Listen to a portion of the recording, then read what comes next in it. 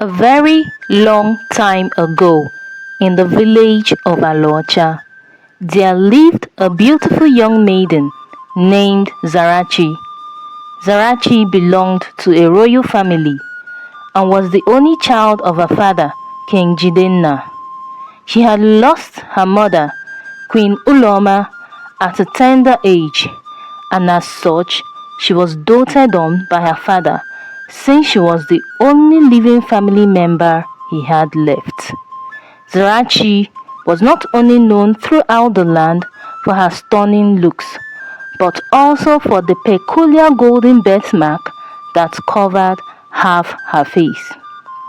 The villagers would often whisper behind her back, calling her Watawai Wera Karoledu, meaning the girl with the golden mark, and some would even jest that she was cursed. Despite this, Princess Zara, as she was fondly called, was confident in her skin and basked in her unique beauty. But Zara's beauty was not the only thing that set her apart. She had a voice like a nightingale, a melodious and soothing sound that could calm the most troubled of souls. Her singing was said to have healing powers, and people would travel from far and wide to the palace to hear her sing and be cured of their ailments. The villagers would often gather around her, mesmerized by the sweet sounds that flowed from her lips whenever she sang. As a result, Zara grew incredibly proud, and with time, she became dismissive of potential suitors when she was ripe for marriage. As time went on, she believed she was too good for anyone and that her beauty and talent made her superior to others. Many young men from neighboring villages would come to ask for her hand in marriage, but she would scoff at them, believing they were not worthy of her. The first suitor, a middle-aged farmer named Okonkwo, came bearing gifts of yams and palm oil, but Zara laughed at his rustic clothes and calloused hands, saying she needed someone with more refined taste. She sang a mocking tune, her voice dripping with sarcasm, and Okonkwo left, heartbroken. The second suitor, a slim-looking scholar named Ademola, came reciting poetry and praising Zara's beauty, but she mocked his lack of physical strength, saying that a real man should be able to wrestle with a lion. She sang a haughty melody, her voice rising above Ademola's feeble attempts at wooing her, and he departed, his pride wounded. The third suitor, a sturdily built hunter and palm wine tapper named Okonta, came drunk and along with 50 kegs of palm wine on his rickety bicycle. He boasted about his industrious nature and how he was capable of watching over and fending for Zara. But Zara made jest of his lack of composure. She sang a taunting tune, her voice full of ridicule, and Okonta left, feeling subdued. At this point, Zara's father, King Jidenna, was concerned and worried about her future. He reminded Zara that she was already 22 and yet to choose a man to marry. King Jidenna pleaded with her to accept any man who came along next, promising that her first son from that marriage would become the heir to the throne, since he did not have any male children and did not want to take another maiden for a wife because he loved his late wife so much. Zara, pleased to hear these words, agreed to keep to the end of their bargain. After a fortnight had passed, the fourth suitor, a young, handsome and wealthy trader named Aminu, came all the way from Zaria, with chariots of white horses and a lavish display of riches and finery.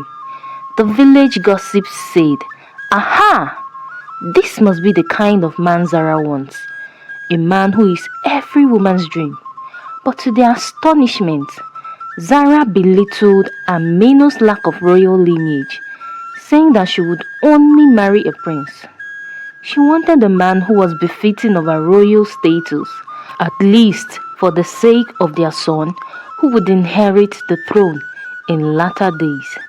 She sang a condescending tune, her voice patronizing Ameno's attempts to win her over, and he left, his wealth and status bruised.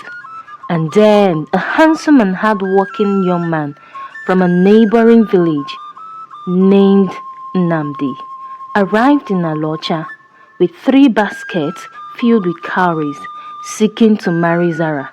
He was smitten by her beauty and charm, and his family was solidly behind him, eager to secure an alliance with hers. But Zara, true to form, rejected Nnamdi's proposal, laughing at his awkward attempts to woo her.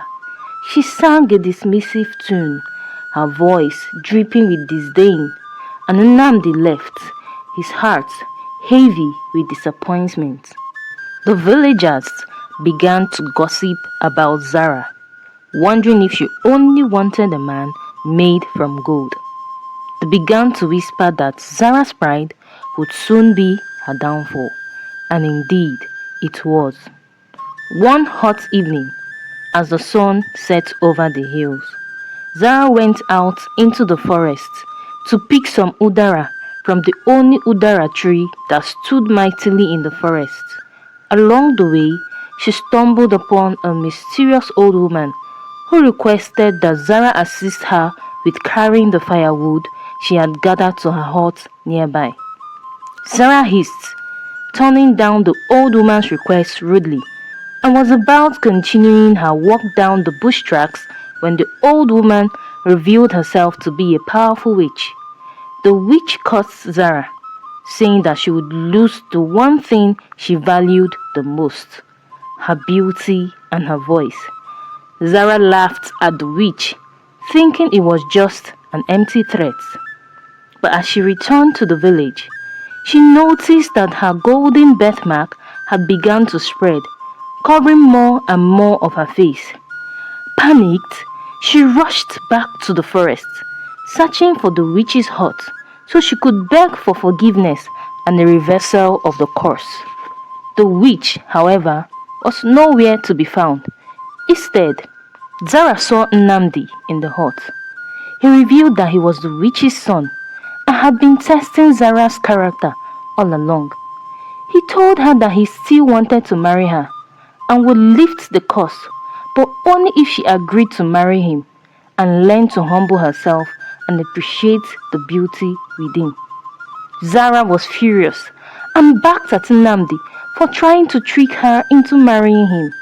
She said that even though she wanted to regain her former looks, she would never agree to Nnamdi's terms. Nnamdi, embittered, cursed Zara, saying that she would remain unmarried and alone, growing old and wrinkled from a young age. But just as Zara turned around in anger to leave the hut, Nnamdi disappeared. Zara returned to the village, shaking the incident off her mind like it was nothing, and continued living her life with pride and arrogance. At first, nothing seemed to change after her encounter with Nnamdi at the witch's hut. But as the years passed, Zara began to notice that her voice was gradually losing its sweetness, its healing powers fading away. Her beauty, too, began to wane, and she grew old and wrinkled, becoming a shadow of herself at age 28. No man asked for her hand in marriage anymore, as they claimed that she already looked like their grandmother, even at a young age. Nnamdi, it turned out, had been the last suitor Zara would ever have, and she had rejected him. One by one, Zara watched as her close friends and peers got married and had children while she grew old and lonely, her beauty fading with time.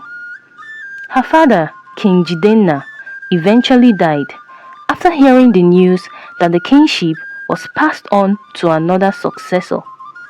After her father's death, Zara lived a life of solitude.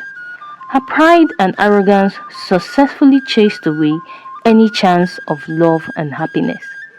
She would often look back on her youth, remembering the songs she used to sing, the suitors she had rejected, and the lessons she had refused to learn.